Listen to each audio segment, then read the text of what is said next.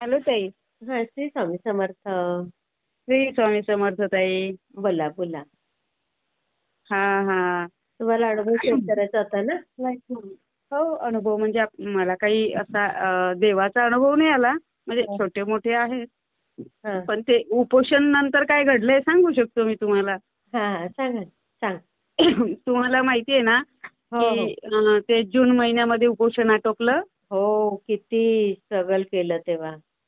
हा, उपोषण मध्ये म्हणजे डिपार्टमेंट तसं पण ऐकत नाही ते ताई.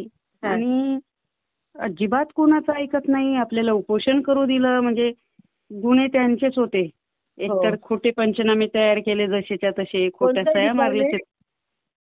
हे वन विभाग वन विभाग कुठला तो? आमच्या वरुडचा. हा, बरोबर. अमरावती जिल्ह्यातला. हा, जसेच्या आणि ह्या सगळ्या महाराष्ट्रातला तसाच आहे तो. हो ना. सगळ्या हा, महाराष्ट्रातला. आणि इतक्या पाण्यात पावसात हवा वादळमध्ये आपण उपोषणाला बसलो. हो हो. त्याच्यानंतर त्या सस्पेंड झाल्या मॅडम हा, उपोषणमध्ये. हा, आणि मग म्हणजे त्याने खोटे पंचनामे केले. आपण माहिती अधिकारात मागितले तर खोडतोडचे दिले. हा. म्हणजे किती नाटकं करते भाऊ खोटं शेतकऱ्यांसोबत. सगळं केलं म्हणजे. म्हणजे शेतकऱ्यांना काही बरेच लोक म्हणते ना राजकारणी फसवते, राजकारणीच नाही फसवते, कर्मचारी अधिकारी सर्व गंडवते. हो म्हणजे ना. यांना असं वाटते शेतकऱ्यांना काही कळत नाही बा. हा हा. असं. आणि त्यानंतर आम्ही खूप आजारी पण पडलो ना. आम्ही हा, ऍडमिट नाही झालो असं दवाखान्यात, पण खूप टायफॉइड झाला. हो. तिथं सगळं ते नवीन पाणी म्हणजे फरक पावसाळ्याचं पडतोच, पाणी. बरोबर आहे. हो नाही, लिव्हर इन्फेक्शन झालं, खोकला वाढला, हो. काम होत नव्हतं म्हणजे दम लागला. सलग 9 दिवस उपाशी होतो ना. हा हा. तसं आयुर्वेदिक औषध वगैरे घेतलं होतं.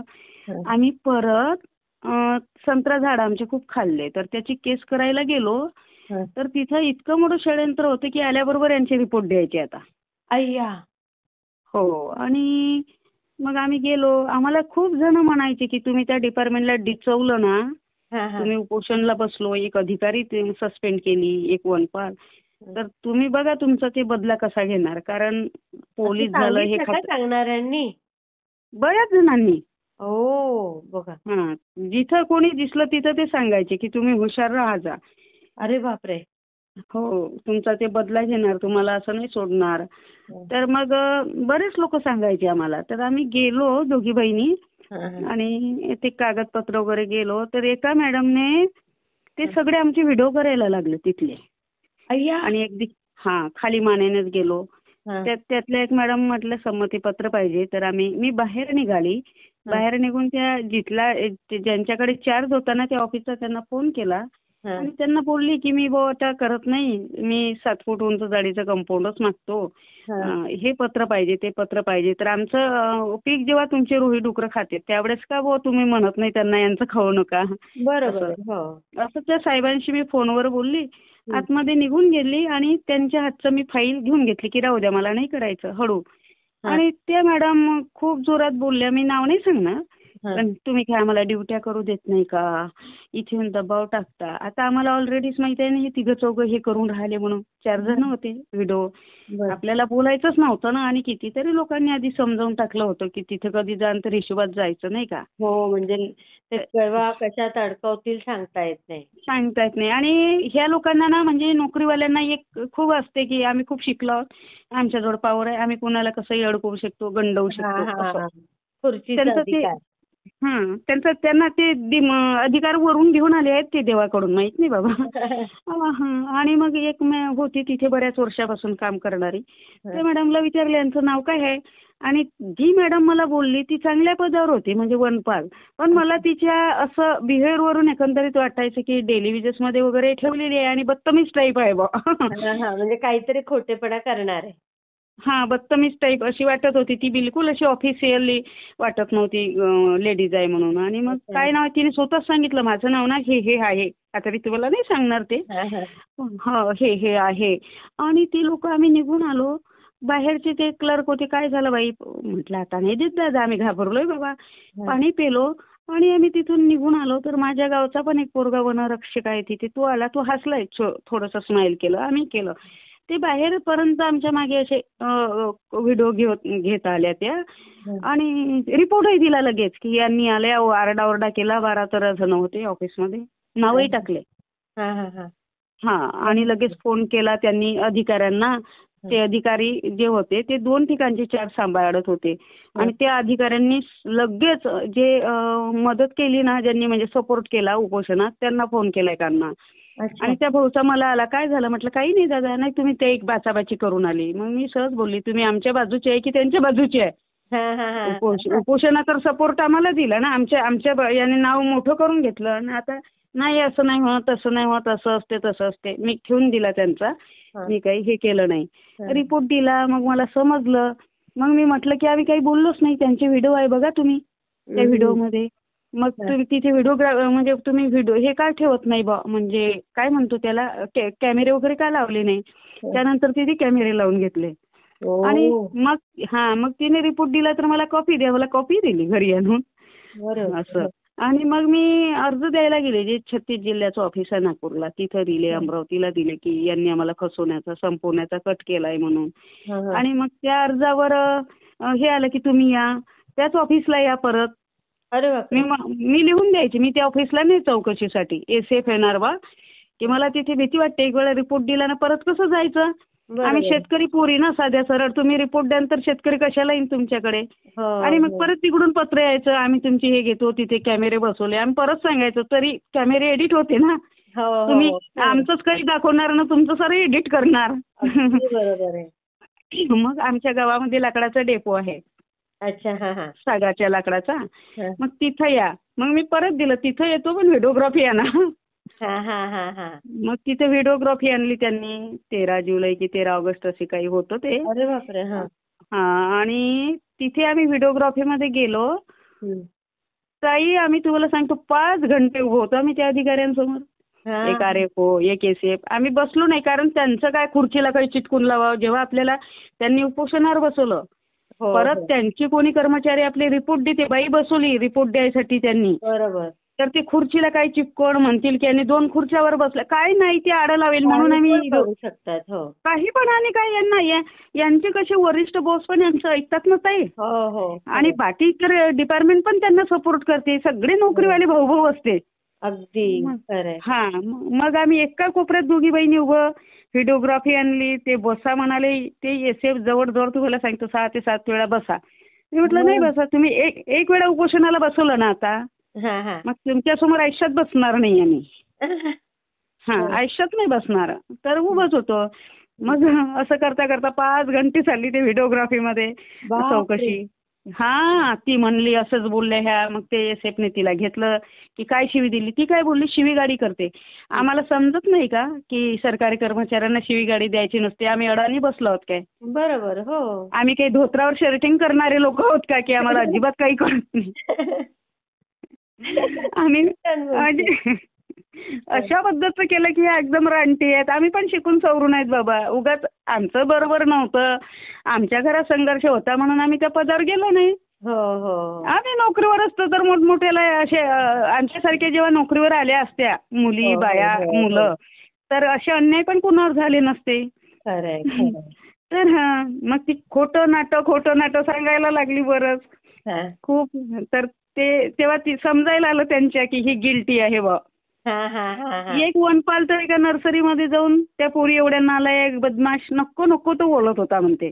तिथल्या एका बाईनं सांगितलं हो वनपाल आम्हाला आपले चांगले अधिकारी सस्पेंड केले म्हणजे यांचे अधिकारी सस्पेंड झाले की चांगले ते सगळं खाती. चुका केल्या त्याचं त्यांना वाईट नाही वाटत. नाही लोकांनी ऐकलं पाहिजे. लोकांचा जन्मसिद्ध काय अन्याय सहन करायचा. असं. आणि 5-5 तास त्यांनी चहा घेतला त्या पिरियडमध्ये 2 वेळा. ते पाणी पेले आम्ही तिथं पाणी पेलो नाही.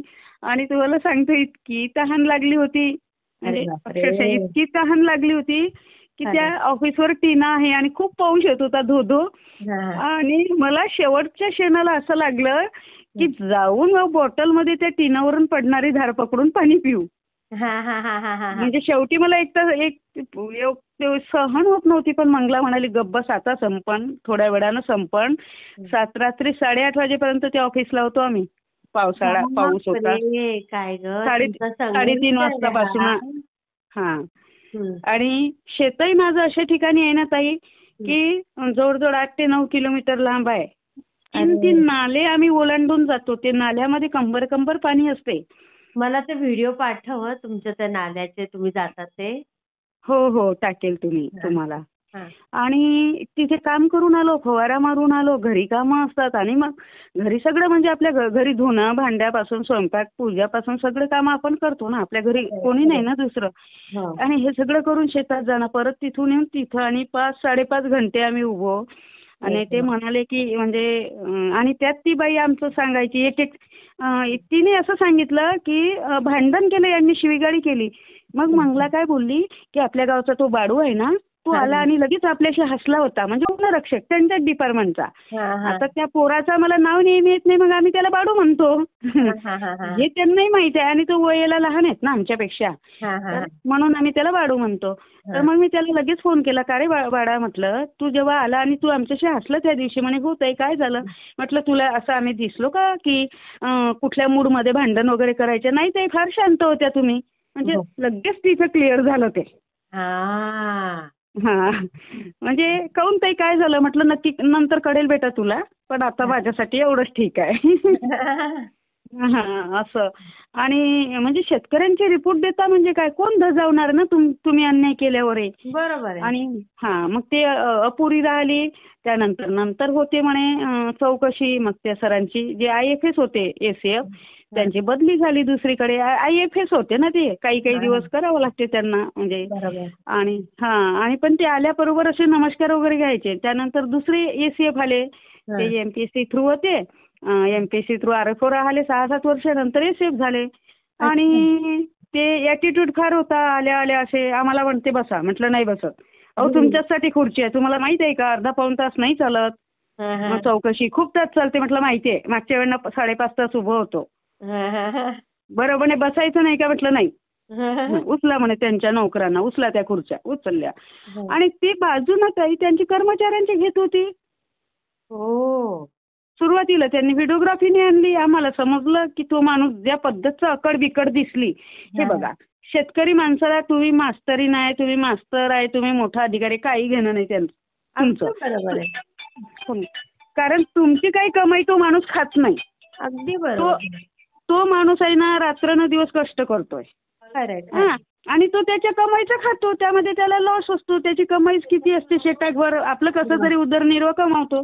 तुम्ही किती महागाचे ब्रँडेड कपडे घालता ना, अकडने चालतं, त्याचं काय घेणं, त्याचा परिवार तुम्ही नाही पोसत ना. अगदी बरोबर आहे. तर आम्ही काय केलं की ज्या पद्धतचा दिसला आम्हाला तो व्यक्ती, तर म्हटलं हे तर काही बरोबर नाही. आणि ते आम्हाला काय बोलले की क्रॉस करू नका, तुम्हाला मी पत्र दिलंय ना, वाचलं का नाही. म्हटलं हो. मग काय होत्या, तुम्हाला उपस्थित राहायचं होतं. म्हटलं तुम्ही इंटरव्ह्यू घ्यायला आली का आमचे? आमचा क्लास जर घेत असाल ना तुम्ही, तर आम्ही तुम्हाला आमचा क्लास घेऊ नाही देत, आम्ही दुसरे अधिकारी मागू. बरोबर आहे. आम्ही निघून आलो तिथून, कारण आमचा बॉस नाही तो. तुम्ही तुमचे बॉस कोणाचे, कर्मचाऱ्यांचे. आमचा बॉस आहे का तो? नाही, शक्यच नाही. कसं काय? मग आम्ही निघून आलो तिथून. त्यानंतर ती काही चौकशी वगैरे झाली नाही. आणि त्याही नंतर म्हणजे त्यांनी बरेच षडयंत्र केले. माझं त्यानंतर खूप नुकसान झालं. एक वेळा RFO साहेब आले, नवीन आले होते ते शेतात. तुम्ही कंप्लेंट करा. त्यांना मी पाहू वगैरे दिली, म्हणजे काय झालं त्यांनी लिहूनही दिलं. पण मग मी पैसे वगैरे मागायची हिंमत नाही झाली, ते लोक फसवतात ना. आणि मग मी हे करायला सुरुवात केली. त्या मॅडमचं प्रमोशन झालं. 6 महिन्यात. जी सस्पेंड झाली तिचं 6 महिन्यात प्रमोशन. म्हणजे जे मॅडम सस्पेंड झाली एवढ्या मोठ्या घोटाळ्यामध्ये, तिचं प्रमोशन 6 महिन्यामध्ये कसं काय झालं तेच कळत नाही. म्हणजे किती लबाडपणा सगळा. आणि मग तिचं प्रमोशन झालं. तर आम्ही ते माहितीचे अधिकार मागायला लागलो ना. तर आम्हाला माहितीचे अधिकार देत नाही. यांना वाटते की सर्व, म्हणजे बऱ्याच जणांचं म्हणणं असते की सगळे जे आहेत ना हे कायदे काढलेले हे म्हणजे नोकरांच्या बाजूचेच आहेत बा, तुमचं काही नाही. बरं झालं. आम्ही तिथं जाऊन माहितीचे अधिकार मागितले. एका DFO ऑफिसने आम्हाला दिले 2. CCF ऑफिसने नाही दिले की तुम्ही अपील करा, असं करा. परत आम्ही पाठवलं की तुम्ही काय आम्हाला अपिलीचा हे देता का सल्ला. म्हणजे ज्या मॅडमने आम्हाला तो सल्ला दिला, आम्ही हिला 25,000चा दंड बसला पाहिजे असं अगदी त्यांच्यावर सचिवांपर्यंत आम्ही नाही का ते पाठवायचो अर्ज. आणि पण ते आपल्याला मग त्या आरेफोने काय केले आम्हाला की हे दिले दोन दिले त्यांनी मला माहितीचे अधिकार असे की जाळीच्या कंपाऊंड बद्दल. आता मी दोन्हीचं एक करून त्यांना दिलंय की ह्या नियमामध्ये असं असं बसते 7 फूट उंच जाळीचं कंपाऊंड आहे चारी बाजूने. त्याच्या लक्षात येईना की हे असं कसं बाबा. एका राजकारण्यांच्या हाताने मला फोन करायला लावला, हिने कोणता GR काढला. त्यांच्याच जवळ आहे सगळं, पण ते देतच नाही. त्यांना वाटते लोकांना कळतच नाही, यांना देऊच नाही. म्हणजे एवढे मागे लागले. त्यांनी प्रचंड षडयंत्र केलं. मला तर असं समजलं की जादू टोण्याने पण ते माझ्या घराकडे लोक पाठवायचे. नको नको तिथून धमक्या यायच्या. नको नको ते प्रॉब्लेम सगळे म्हणे हुशार राहा. आणि तुम्हाला सांगतो गेल्या 7 मार्चला 6 तारखेला तर आमचा नाही का सत्कार झाला खूप चांगला. म्हणजे आमच्याकडे ओरोडला कंडेलवाल ज्वेलर्स आहे सोन्याचं, तर तिथे आम्हाला बोलवलं आणि सगळ्या महिला ब्रँडेड होत्या. म्हणजे वकील हे ते ब्रँडेड नाही म्हणता येणार, पण अशा प्रकार झुतात येणाऱ्या होत्या. आमच्यासारख्या गावठी पॅटर्न नव्हतं. आणि आम्ही गेलो तिथं. काय बोलते तू. होतं काय. आणि आम्ही गेलो, आमचा सत्कार लेट होता, पण सगळ्यात जास्त टाइम मलाच भेटला तिथे. आणि बोलायला मी विचारलं बाकीच्यांना की सगळ्यांना थोडा थोडा वेळ होता. सगळे डॉक्टर वगैरे होते ना मॅडम, मोठे डॉक्टर म्हणजे MBBS MD अशा. तर त्या थोड्या थोड्या बोलल्या आणि मग मी विचारलं मध्येच माझा टाइम संपला का की बोलू. तर बाकी बोलल्या बोला छान बोलताय. हो. आणि जेव्हा की तिथे ऑर्केस्ट्रा वगैरे हे ते असं सगळं होतं. आणि मग बरेच जण म्हणायचे की उद्या 8 तारीख आहे, तुम्ही येता का सत्काराला, परवाला येताय का. म्हटलं नाही बाबा, एवढं नाही जमत ना येणं. म्हणजे रोज सत्काराला जाईन तर शेतात काम कोण करेल. आणि 7 तारखेला आम्ही शेतात गेलो मार्चच्या ताई. तर माझी एक विहीर आहे खोल, 40 हातच्या पुढे खोल आहे ती. तिचा जो पाईप वरती येतो त्याला कापून ठेवलं ताई तोंडावर. आणि जी पाईपलाईन मध्ये जाते तिथं कापून ठेवलं. ती मोटर 5 इंचीची आहे, तिला पाणी सहन होत नाही 5 इंच, म्हणून आम्ही 1 इंचची ती परत विहिरीत सोडली. ती कापली ताई नळी. असं वानेर कापते का, शक्य आहे का. आणि परत एका माणसाने, म्हणजे मजबूत माणूस असा तो गोटा उचलत नाही अशी बांधकरी होती त्या विहिरीची. जुनी विहीर आहे ना ती वडिलांच्या आजची. तर खूप मोठे मोठे गोटे ते त्या याला आडवे केले की विहिरीतच पाणी गेलं पाहिजे. आणि आणि मग आम्ही शेतात गेलो. शुक्रवार दिवस होता आणि मला ते दिसलं. मंगला म्हणते बघते हे काय झालं. तर मग आम्ही असं चुलचुल करून राहिलो की हे शेजाऱ्याचीच होय आहे कुरापत. आणि शेजारी कोण आहे ताई, ज्याने माझ्या मोठ्या बाबाचं शेत घेतलं. MP तला माणूस आहे, त्यानेच माझ्या आत्याचं शेत घेतलं 30-30 वर्षापूर्वी. आता वडिलांना यासाठी त्रास दिला की विकेल बो याला पोरीचं आहे. माझ्या बहिणींना खूप मारून घेतलं ताई त्याने. त्यावेळेस कायद्याचं काही नॉलेज नव्हतं. कोण लढाया करणार, पोरी लग्नाच्या होत्या. मी तर वैयक्तिक खूप घाबरायची त्या माणसाला. अशी मिशी बिशी असा नाही का रावणासारखा. आणि 2016 पासून तर आम्ही असं ठरवलं याच्या वाट्याला नाही जायचं बाबा. म्हणजे आपण दोघी पण कमजोर नाही का असं शारीरिक दृष्ट्या. आणि भांडणामध्ये कसं आम्हाला शिवी नाही देता येत. बाया जे शिवी गाडी अमकं ढमकं करते ते काही आम्हाला जमत नाही ना.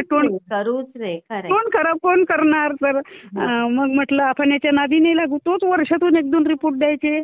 गाठोडे चोरून न्यायचं, पाईप फोडून टाकायचा, रस्त्यामध्ये काटे टाकन, काचा बल्ब जे फुटते ते बल्ब टाकन ताई रस्त्यामध्ये. आणि आता बघा मी इथून हे चालू केली मोटर आणि डिसेंबरमध्ये मी 500 फुटावर चालली गेली पाणी बोलायला दोघी. तितक्या वेळेस तो बंद करून ठेवे ताई. अर्ध्या रात्री परत यायचं. म्हणजे प्रचंड त्रास ताई, प्रचंड त्रास, मानसिक त्रास.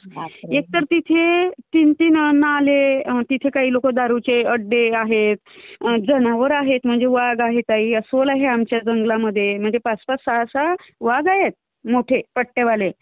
आणि अस्वल तर आठवड्या कुणावर नाही कुणावर हल्ला करते ताई. आणि आमच्यावर त्यांनी पाठवलं होतं ना. मला ते रडायला येत होतं. हो, आता पण हल्ले केले आणि त्यांची ना इतके उपकार ताई की आमच्यावर अजूनपर्यंत काही झालं नाही. आम्ही स्वतः पण 2 वेळा वाघ पाहिला. हा हा. त्या बीबीसी बापरे. मध्ये पण हा 2 वेळा पट्टेवाला वाघ पाहिला. बीबीसी मध्ये पण हे मी बोललेली आहे. अच्छा. हा हा. त्या वाघ आणि अस्वलने इतके उपकार ताई त्यांचे, त्यांना वाटत असेल कदाचित पोरी आपल्याच जातीची आहे हा म्हणून म्हणून अजूनपर्यंत त्यांनी आम्हाला काही केलं नाही. ओ. आणि रोही डुकरं सगळं पीक खाते ताई आणि अशा अवस्थेमध्ये आपण शेती करतो, तिथं लपून राहतो, तर इतका त्रास देते. मग मी तुम्हाला सांगतो ना, आम्हाला विशेष सावित्रीबाईची जयंती करायची गरज पडत नाही, विशेष जिजाबाईची जयंती करायची, ढोल ताशावर नाचायची गरज पडत नाही, बाबासाहेबांची रमाई विशेषच आठवायची गरज नाही, रोजच आठवते. खरंय खरंय. रोज आठवते. म्हणजे देव आठवण्याच्या पहिले आम्हाला ते महापुरुष आठवतात की एवढं सोपं नाही शिवाजी घडवणं जिजाऊला. हा. एवढं सोपं नाही की इतकी मोठी शिक्षणाची क्रांती घडवणं. आता जे भाषणात सगळे बोलतात ना की सावित्री माईला सुद्धा दगडगोटं शेण खाल्ले आणि हे असे बोलते ना भाषणात जशी तिच्या अंगावर फुलं टाके. हो. म्हणजे मला इतकी म्हणजे यांना त्यातलं भेंड माहिती नाही, पण अशा पद्धतीचं बोलते ना हे जसं काही तिच्या अंगावर फुलं पडायचे. प्रचंड दुःख होतं ताई, असा अन्याय होतो तेव्हा. असं काळी जसं तीड तीड दुखतंय ताई, सुया टोचते काळजाला. खरंय. हा. आणि अशा अवस्थेमध्ये आम्ही तिथे त्याच्यावरच मला अंदाज येतो ना की काय स्ट्रगल असतं, किती जणांना किती वेगळ्या पद्धतीचं स्ट्रगल असतं. हा, संघर्ष आहे ना, प्रत्येकाला आहे, पण आमचा रोजचा संघर्ष जीव घेऊन तेच सांगते. हा हा. आणि माझे ते पाईप फोडलं, मग मी 112 आणि अशी काचाकुची करून राहिलो आम्ही तिथे. यानेच फोडलं असणार, याने. लगेच तो निघाला ना 50-60 फुटावरून गेला आणि त्याला म्हटलं हे कोणी केलं, जाई जे होईन ते करून घे. मी केलं म्हणे. पोरग बीएसएफ मध्ये आहे, त्याच्या बंदुकीच्या गोळीचा धमक्या देत होता. अरे बापरे. जाऊन पोलिसाच्या इथे रिपोर्ट देऊन दिला पहिलेच. अयगो. मग मी जाग्यावरून 112ला फोन केला. मग ते 112ची गाडी आली. तो त्यातला पोलीस त्रास दे, कुठं आहे तुम्ही, आम्हाला पंढरीत न्यायला या. मी 3 किलोमीटर जाईन का त्याला घ्यायला. त्याला काय त्यांना मग पोलीस तर विचारूच नका, इतका त्रास दिला की आम्हाला वाटते पोलीसच खरे आमचे दुश्मन आहे. आणि मग आले ते, मग ओल्यातून का नेता, इथून का नाही नेता. म्हटलं हे शेत आहे ना, तुम्ही शेतातलंच खाता ना, मग जरा पाय पण टाका ना याच्यात. बरोबर. हे आमचं काम नाही, याच्या पुढे बोलवायचं नाही. म्हटलं मग मर्डर झाल्यावर यान का. हो मग आलो असतं, म्हणजे वाट पाहता का म्हटलं. Oh my God. मग पाहिलं, मग म्हणे ताई पोलीस स्टेशनला रिपोर्ट द्या. मग गेलो, मग रिपोर्ट दिला आणि रिपोर्ट दिला. मग दुसऱ्या दिवशी मी एका यांना म्हटलं, जमादारांना, म्हणजे फार चिरडली की आमच्यासोबत का होते बा, तुम्ही पोलीस जिम्मेदार आहे गोष्टीला. एक माणूस एक वेळा त्रास देईन, यांनी परफेक्ट हे घेतली, त्याच्यावर कारवाई केली. डबल त्रास द्यायची हिंमत होती त्याची. शक्यच नाही. आमच्यावर का होते, तुमच्या घरच्या बायका का सुरक्षित आहे, अशी बोलली मी फोनवर. मला ते लावून द्या, त्याने फोडलं ना तर तुम्ही त्यांना लावून द्या, मागा नाही तर तुम्ही लावून द्या. नाही तर सय्यद DPO साहेबांनाही केला. आणि मग मी पोलीस स्टेशनला गेली परत. मग ते साहेब म्हणते ते बसा. म्हटलं नाही बसत. आणि तेच साहेब होते ज्यांनी उपोषणात त्रास दिला, ठाणेदार. बापरे. हा, ते उपोषणात दुसऱ्या, म्हणजे जिथे उपोषणाला बसलो तिथले PSI होते. आता माझं उपोषणचं जिथं बसलो ते वेगळं क्षेत्र होतं, पण माझं ठाणं जे आहे, ज्या ठाणे अंतर्गत आम्ही येतो पोलीस स्टेशन अंतर्गत, ते वेगळं आहे. तर ते आता ह्या ठाण्याचे ठाणेदार झाले. ते बोलले मग मी उभा राहतो. तुम्ही का उभे राहता, तुमचं पोलीस स्टेशन आहे, तुमची खुर्ची आहे. नाही मग तुम्ही बसा, तुमच्यासाठी. आम्ही नाही बसणार, तुमच्या खुर्ची आमच्यासाठी नाही आम्ही नाही बसत. हे लोक जे जे त्रास देते ना ताई, यांचा अजिबात आम्ही सन्मान स्वीकारणार नाही. बरोबर आहे. म्हणजे आम्ही काही टोपऱ्या टापऱ्या पोरी नाही, तुमच्या पगाराने तुम्ही आम्हाला पोसत नाही. आणि मग ते बोलले की ते करून देणं ना, म्हणजे पाईप दुरुस्त करून देणं नीतिमत्तेनं करून देतो, कायद्यात नाही आहे. बरं म्हटलं. तुमचे पण आधी त्याने 2 रिपोर्ट दिले म्हणे जानेवारी महिन्यात. म्हटलं आम्ही काही केलंच नाही. मग तुम्ही चौकशी का नाही केली, 149ची नोटीस का नाही दिली. म्हणजे बघा, म्हणजे यांनी शिकवलं आहे त्याला काहीतरी गोलमाल करून. तू त्रास दे बाबा यांना. आणि मग शेतात मग आले ते पोलीस 4 जण. हं. आणि मग त्यांनी पाईप घेतले स्वतः विकत. सगळं लागलं, क्लिप लागलं त्याला, पाने लागले. हं, हं. चौघांनी ते विहिरीवर नाचकूत करे. म्हटलं ते गोटे ढासळले आहे त्याने. तुम्ही एक जरी पडले, सगळे लेकरा बायाचे माणसं आहे, आपल्याला पोयचा नेत रे बा. माझ्या बरोबर. चुलत भावाला बोलवतो म्हटलं. हां, हां. म्हणजे त्याला अभ्यास आहे ना विहिरीचा. यांना पोलीस काही रोज विहिरीवर जात नाही ना. बरोबर आहे, तर बरोबर. आणि ते आपल्या शेतात आले तर थोडी आपली जिम्मेदारी बनते ना. आता त्यांना बरोबर. काही होईल असा भाग नाही, पण माहित नाही त्या भीती गोष्टीमध्ये वाटते. हो. भीती वाटते. मग ते मोटर ओढावं लागली वर. हं, हं. ते पाच पाच याची इंचाची हॉर्स पॉवरची ओढणं सोपं नाही. मग माझा चुलत भाऊ त्यांनी ओढली. मग ते हं. कापलं बरोबर एकाने. ते बरेच कापावं लागलं. मग पेटवावं लागलं तिथं. तो पाईप ढिला करून टाकावा लागला. टाकायला जोर वगैरे लावला बिचाऱ्यांनी, त्यांनी, पोलिसांनी. हां, हां. आणि ते बोलले एकमेकाला की इकडे डीपी आली तर या ताईंमुळेच आली. म्हणजे शक्य नाही बाबा इथं येणं, असं तसं एवढं करणं. असे ते चांगले बोलले. हां, हां. दुसऱ्या दिवशी मोटर चालू करून बघतोय ना ताई, तर हां. 5 हॉर्स पॉवरची मोटार 2चं पाणी मारे 1.5चं. अरे! मग त्या दिवशी म्हटलं की त्याने काहीतरी बिघाड टाकला, गोटा बिटा टाकला भाऊ त्याच्यामध्ये. हां. काहीतरी वर उचलून काही चिपकवलं गेलं तिला, नाही का. बरोबर, म्हणजे बरोबर. मग ते पाणी निवडत. तर आम्ही दुसऱ्या दिवशी ठाण्यामध्ये गेलो ना, हं. तर ते ठाणेदार काय बोलते मला, चल हट नालायक. अय्या! म्हणजे महिला दिनाच्या याच्यावर चल हट नालायक. बापरे! हा म्हणजे काय चालतंय असंच जगात? चालते. तुम्हाला सांगू ताई, एक तास धुतलंय आम्हाला पोलिसांनी. एक तास काय? एक तास भांडले आमच्याशी पोलीस. बापरे! म्हणजे ह्या 6 ते 7 वर्षात एका पोलिसाने तर असं म्हटलं, अशा नालायक पोरी असत्या म्हणे तुमच्यासारख्या तर मी चिरून काढल्या असत्या म्हणे. बापरे! बघा काय नालायकीने केलं म्हणा. काय माहिती. आणि दुसरं काय, आणि आम्ही सहज म्हटलं की बाबासाहेबाच्या संविधानात आहे लढायचं बा. तुम्ही बाबासाहेब बोले होय का म्हणे. बाबासाहेब एका जातीचे असते का, महापुरुष एका जातीचे असते. हां, हां, हां, हां. म्हणजे इतकं एक तास भांडले. एक तर आम्हाला असं म्हणे की माझ्यासारखं असता इथून नागोळ करत झोडपत नेलं असतं म्हणे तुम्हाला. वाटतं काय ना असं घाण बोलायला? बाई ते हिंदी पिक्चर मध्ये जसे दाखवतात ना पोलीस अगदी म्हणजे खतरनाक, हां. तसेच आहे. आणि त्याच्यातला एखादा हिरो चांगला असतो, तसे पैसा एकही हिरो अजून चांगला नाही भेटला.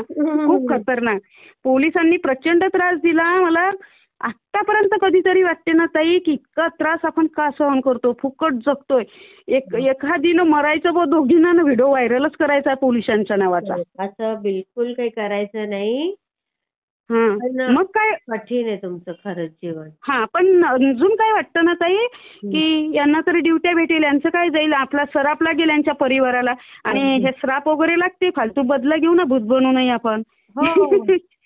आपण काय सोडू नाही ना यांना. बरोबर आहे, सोडायचं तर नाही.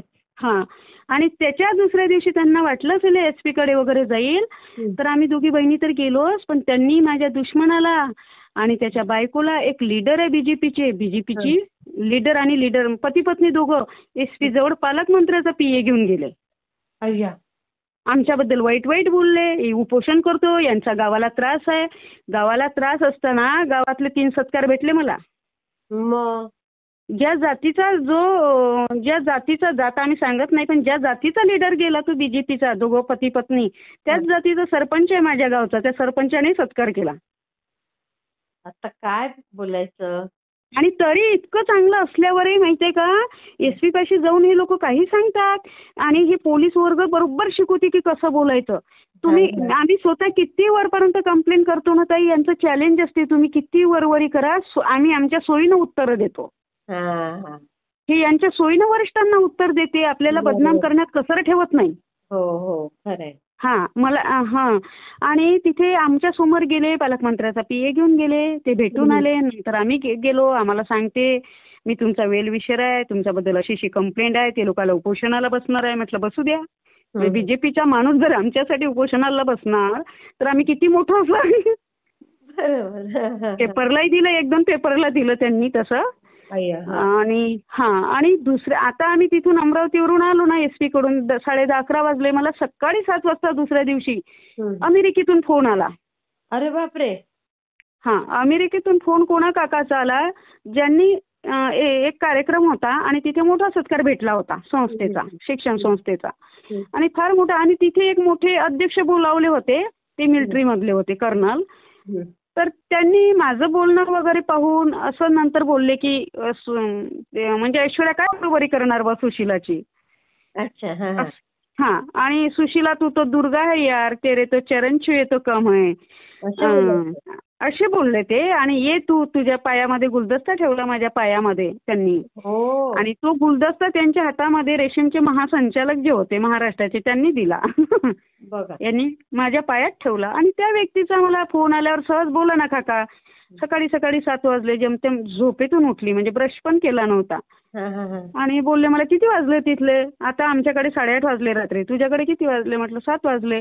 आणि हे बघ कुठल्या भानगडी करू नको 3 महिने शांत बस मरून जाण अय्या.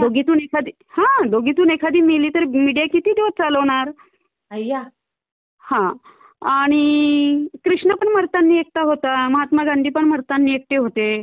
आणि यांना कसं माहिती आम्ही आजारी आहोत. तुम्ही बिमार वगैरे पडला चांगलं अमरावतीला जा डॉक्टरकडे जा गोड बोला डॉक्टरांना थँक्यू म्हणा.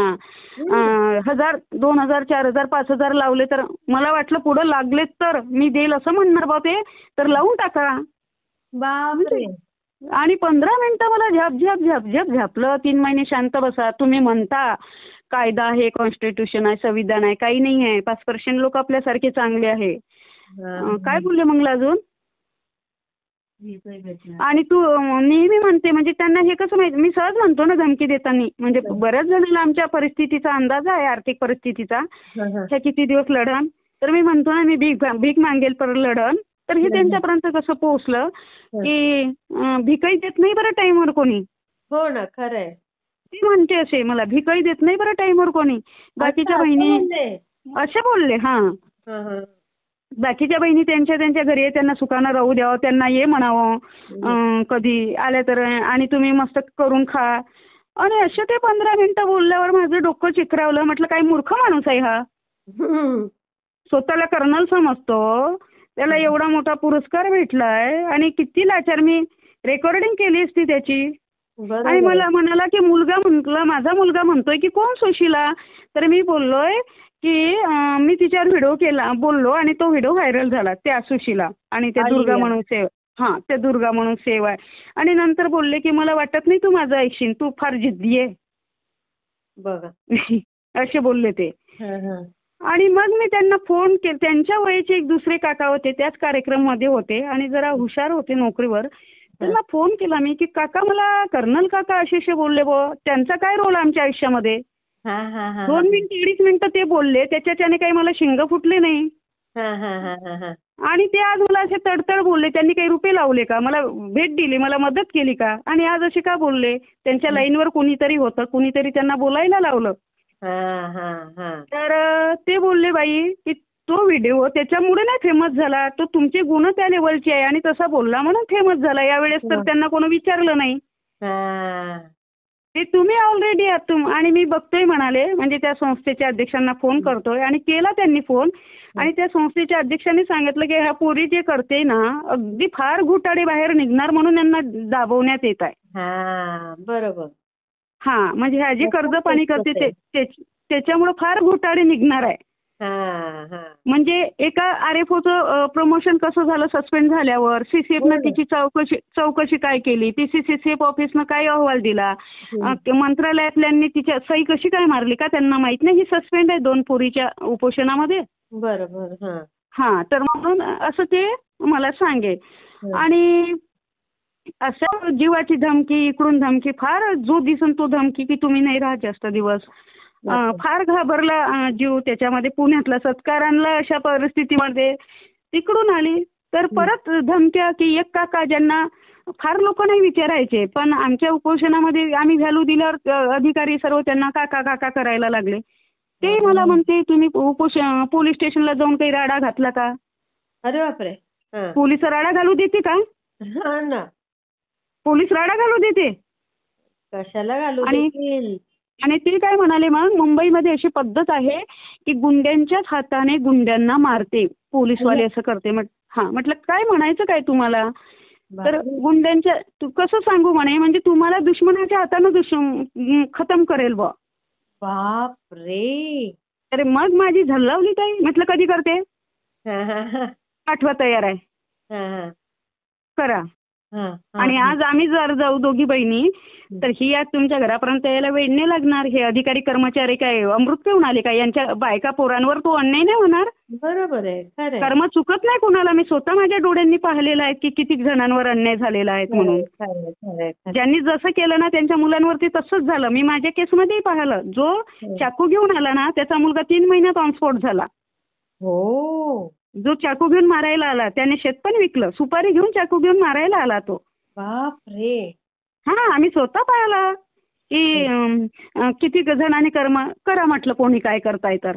आणि मग मी फार डिस्टर्ब होती. मी रडली तुमच्याजवळ. हो हो तेव्हा बरोबर. आणि मग मी तुम्हाला म्हटलं ताई प्रदीप दादाला बोलून घ्या. प्रदीप तुम्ही त्यांना फोन करायला लावा. आणि त्यांनी अशा वेळेस फोन केला ताई मला की मी शेतातून येत होती आणि त्या 2 मिनिटाच्या अंतरामध्ये म्हणजे जवळजवळ ते 200-400 फूट अंतर आहे. तिथे रेंज अजिबात राहत नाही. अच्छा अच्छा हा हा. ती तिथून चालत आली आणि असा नंबर आला. कोणाच असणार म्हणून अशी घालो अशी घुशाने करायला लागली. म्हणते ताई श्री स्वामी समर्थ. म्हटलं श्री स्वामी समर्थ. आणि रेंज होती तिथे नाहीतर कधी रेंज राहत नाही. अच्छा हा. हा आणि प्रदीप दादा.